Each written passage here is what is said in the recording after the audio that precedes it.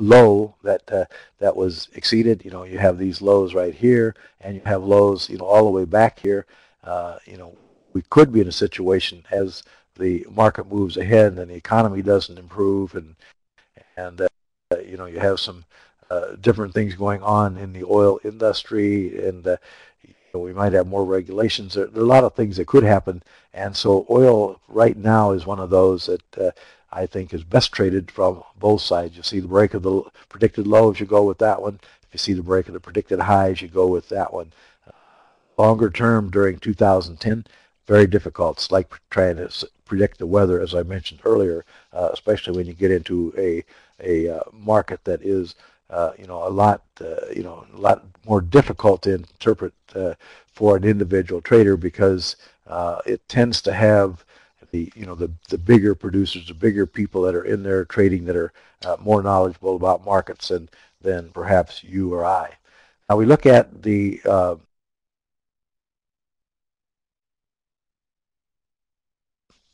looking at when we talk about things to watch in 2010. When we do talk about those, we're always looking at the situation that is probably going to relate more to, I would say, more to fundamentals than to anything. We're talking about situations of where the fundamentals make the news. The fundamentals are going to be driving the market, and the fundamentals are the things that you have to watch for, because that is where you're going to get the sudden sharp moves, the types of things like the flash crash and some of those things for which you really cannot prepare, but for which you must be, kind of alert to the fact that they can occur, so that you can protect yourself against risk, which is, kind of one of the main concerns whenever you're trading. Always protect yourself against risk.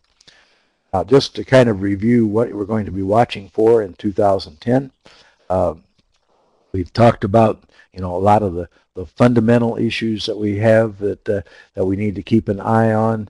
That we have situations with the economy. Are we going to have economic growth? That means we're going to be keeping a close tab on all the various economic statistics that come out. We're going to be watching to see, kind of what the latest housing numbers are, all those kinds of things. Overall, the impression that is left, the observation I have, is that it could be still a pretty we've had a lot of things that have happened. The housing haven't gotten through them yet. I think we have some situations that are movers, and the question is, kind of when will they occur?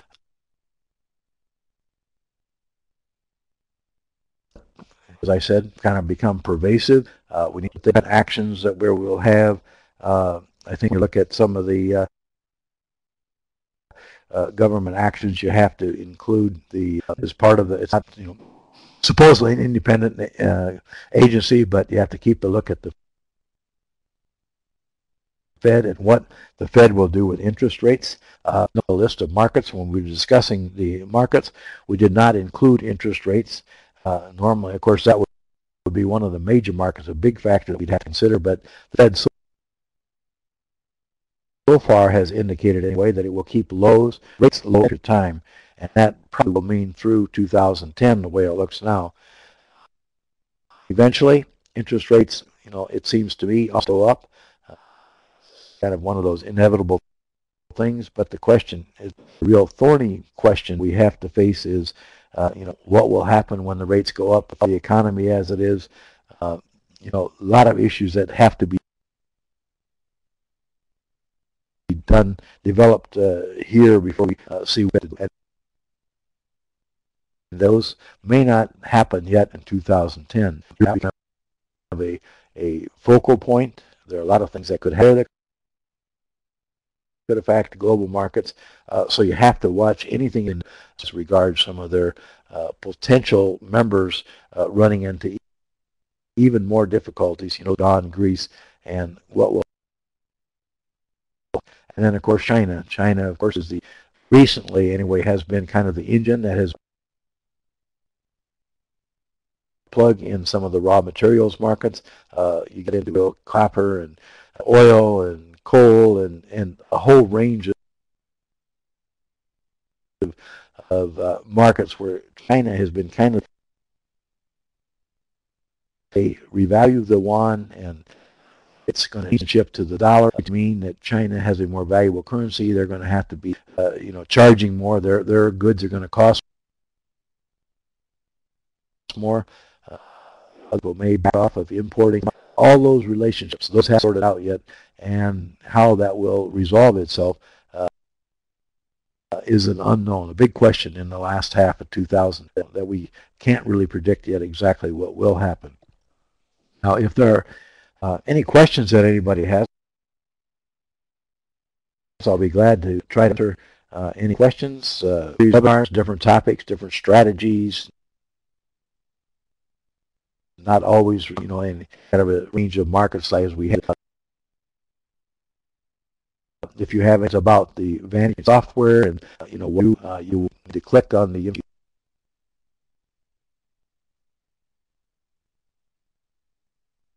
see, click there or call that number to find out more about an interesting time. And I guess if you're the man on the left, I'm going to ask you a question.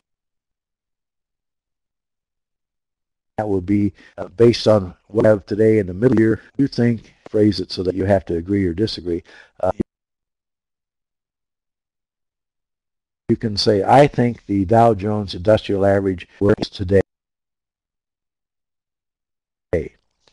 If you agree with that, then click on that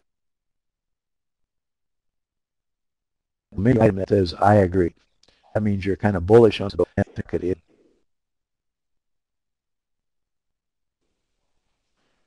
Okay, anybody agree with that? If you disagree, you can also indicate that. Well, we have a disagree there, so okay. Maybe the market is going to go down. We could ask questions to find that'll probably suffice. As I said, we have a series of webinars where there are no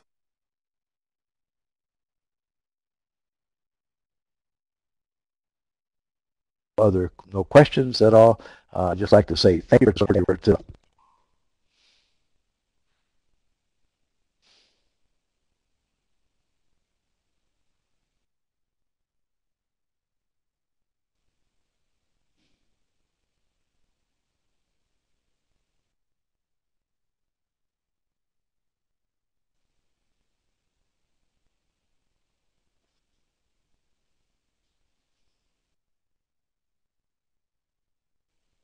Okay, Darla may not have heard me, but I am trying to close it out. Thank you, Darrell. The recording for this webcast will be posted on Trader Planet this afternoon, and we've made arrangements to email a link to everyone who is registered for the event. If you are interested in seeking further information on the software that Darrell has featured in this presentation, just select the Click Here link on this final slide.